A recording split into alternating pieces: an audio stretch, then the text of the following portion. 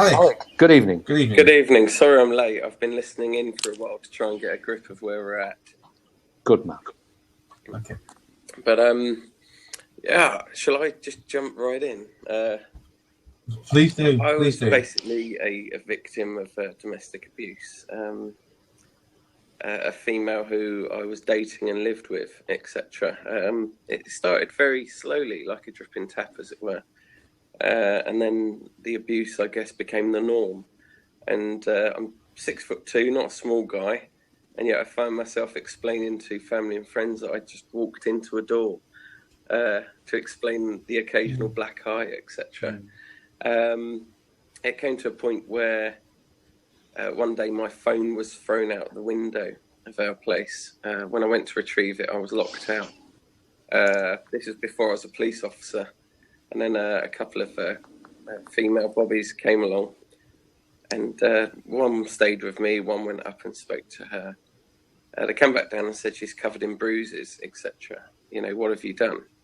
And the colleague who had stayed with me said, no, I've been here many, many times over the years.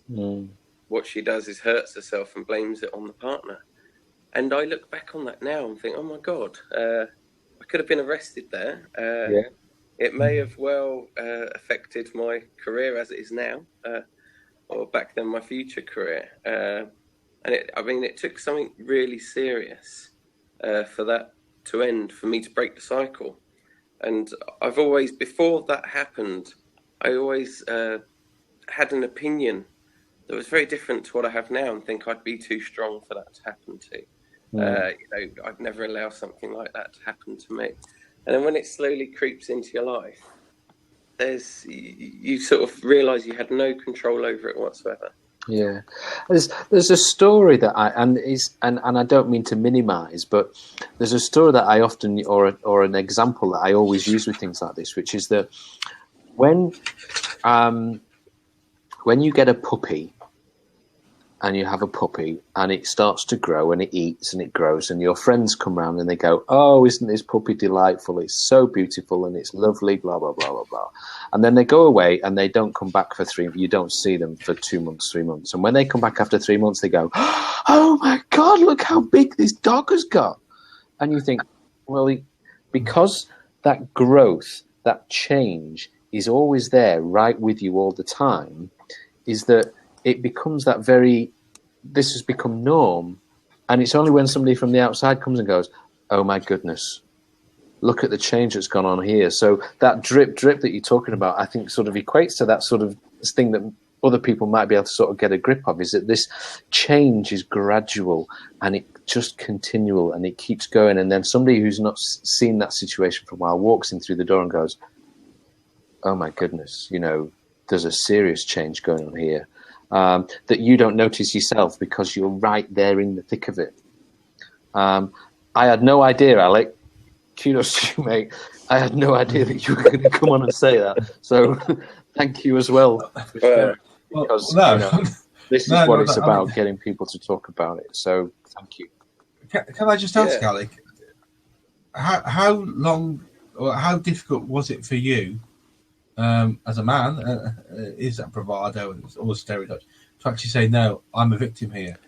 Because we're crap. Men are crap at admitting anything. Or feelings is just something we don't do.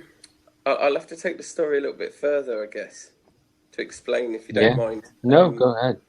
I was basically out on a 6-month tour in Afghanistan, and my CO called me in one day and said that the British police had been in contact and that my partner had been raped at knife point.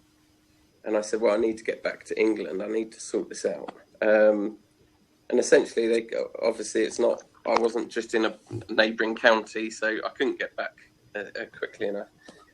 As it turned out, when I did get back, the police did their investigations, and she was essentially, she cheated on me. Somebody had caught her at it, and so she concocted that story to cover herself. And I think it was at that moment something clicked in me, and I thought, oh my God. And I sort of had an out-of-body experience, I guess. I'm not a spiritual person, but I looked at myself from somebody else's eyes and thought, this is bad for you. This is not a good situation. Something wrong. You need to get out of this. And it is amazing to look back and think how long it did go on for prior to me actually realising I was a victim. A long, long time. but having been in that position as a victim yourself, do you find now in the job you do now that when you come across sort of domestic incidents, it makes you more aware of the breaking of the stereotypes, and when people come with different stories, that you actually are more receptive to their accounts? Absolutely. Perhaps some of the I don't know which force you're in, I'm afraid. I can't remember if there's a scale, isn't there, for domestic abuse? What's that called? Can anyone remember? What, sorry? I think there's a scale. It's something like 7 or 9 points of domestic abuse.